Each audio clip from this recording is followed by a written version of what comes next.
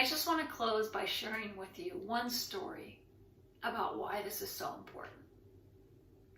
So every morning I get out lately, and I've been running about 8 a.m. at the lacrosse fields by my house.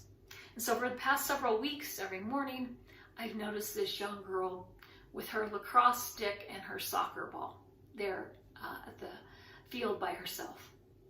And at first I didn't take much notice of it. I thought, well, maybe she's just practicing so safe social distancing, and maybe she just needs to get out of her house and get some exercise.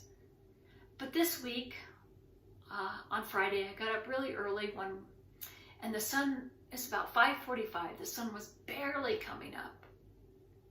And there she was again, up that early at the field by herself with her soccer ball and her lacrosse stick. And I thought, well, this isn't quite right.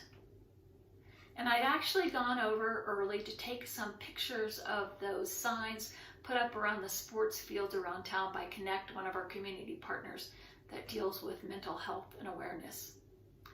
And I lingered there for a moment to see if she might engage with me.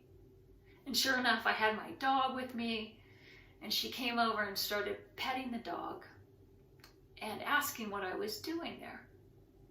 And so I showed her these signs put up around town by Connect, these ones here, that say, it's okay to not be okay, you matter, and 1 in 5 Utahns live with a mental illness.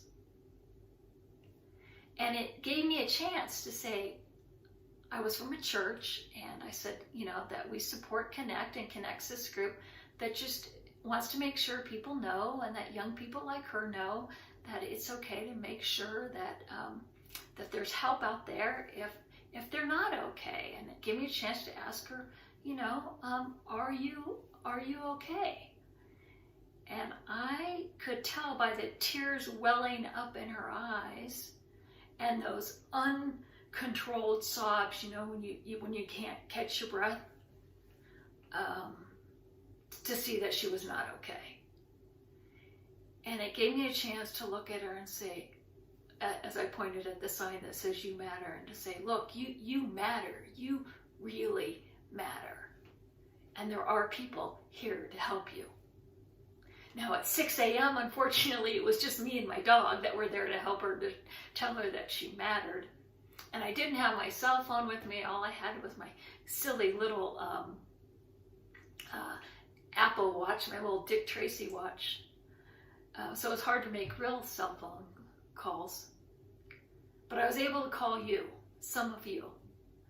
And so I rallied some troops.